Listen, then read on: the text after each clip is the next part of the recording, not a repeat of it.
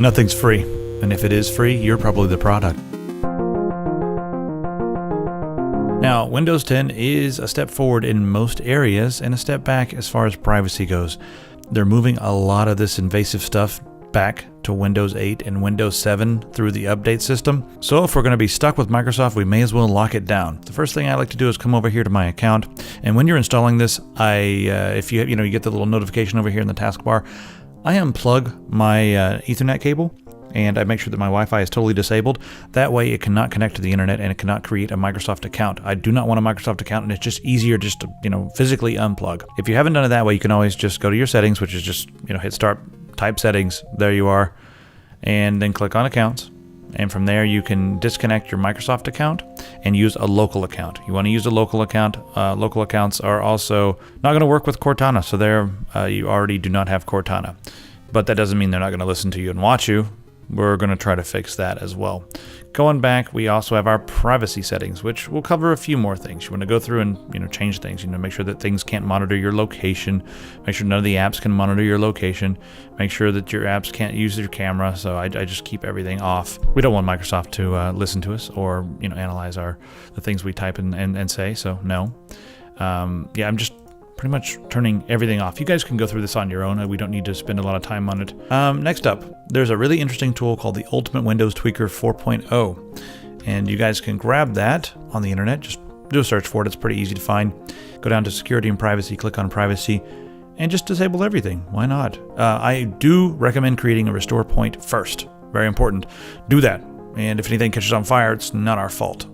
So yeah. Disclaimer's done, but this will also allow you to customize lots of other things, user accounts and performance and just all kinds of little things. Oh, speaking of user accounts and stuff, let's get rid of the OneDrive thing. So over here we should have a little cloud. Yeah, there it is. OneDrive not signed in. Well, there's a few things we can do. Right click, hit settings, and you just want OneDrive. You do not want it to start with Windows, so it doesn't always bother you. We're going to try to remove the app entirely and see if it works. This is actually I just installed Windows, and I'm doing all this live for the first time with you guys, but yeah. So anyway, go ahead and I'll come back to this after. I'm gonna leave it open after the video, and I'm gonna check mark all these things on the privacy and go through this very thoroughly. Next up, I don't use Cortana at all, and I've got it disabled, but this little search button is still here. And that app allows me to block Bing, and there's different things you can do to block Bing, but I don't want anything going back to Bing. I don't want to even use this stupid thing, so I'm gonna go ahead and hide that because it's taking up space and it shouldn't be there. So right click on an empty space on your bar, hover over search, click on hidden. Hey, it's hidden. That's cool. Why not? You guys can go in and customize that. This is not about customization. All right, this next one is for people who have wireless laptop, maybe a Wi-Fi setting or something like that. This one does not have any wireless adapters, so it's not going to be there for me. But you go into your settings, and then you can manage your Wi-Fi settings, which is under Network and Internet, then Wi-Fi, then manage Wi-Fi settings. Now, Windows 10 will allow you to connect to suggested open hotspots.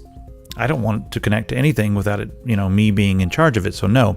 Also, among your contacts, if they connect to trusted hotspots, there's an ability for Windows to, with your different contacts, you guys will share hotspot information and then connect to hotspots that you all trust. So it's an ease of use thing, but I don't like it because I want to be in control. So I turn all of that off. Just go ahead and make sure that all that's off. Now, I'm not really going to be using Microsoft Edge, but there are some things that we can do here if you really want to use this thing.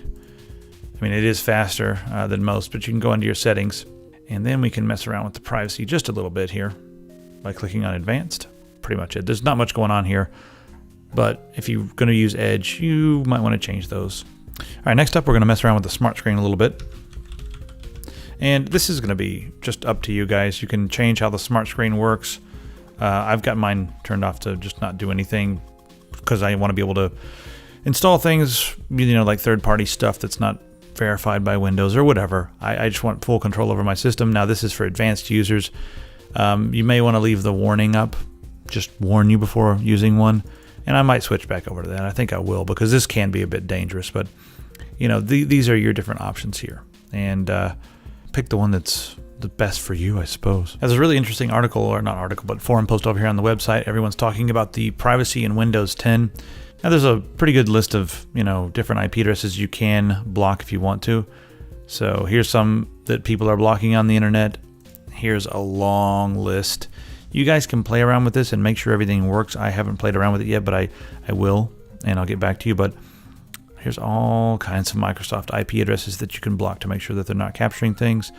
I'm sure we're going to, if you look in and then see what's running on your computer or look into your log file, you may find that some other IP addresses are phoning home that may not actually be registered as Microsoft, but other companies.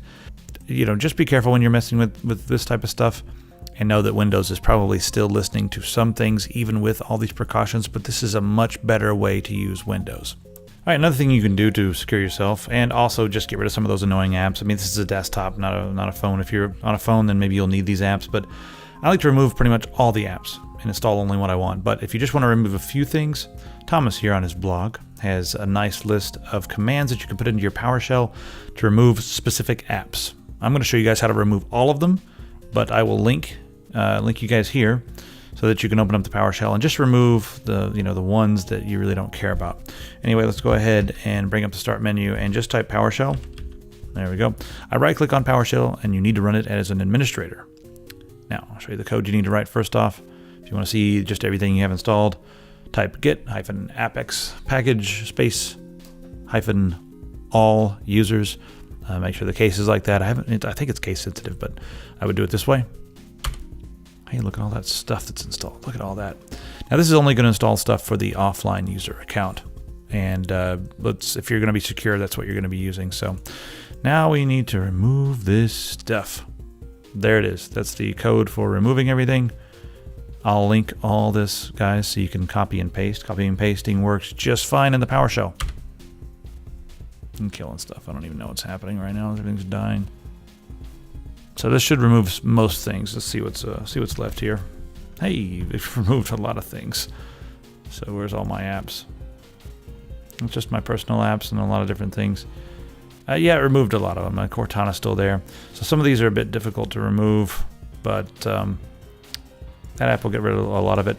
There's another command if you still have an online account for whatever reason. If, you can just do this. I'll link that as well, but that will remove all your stuff if you have an online account. And that should get rid of most stuff.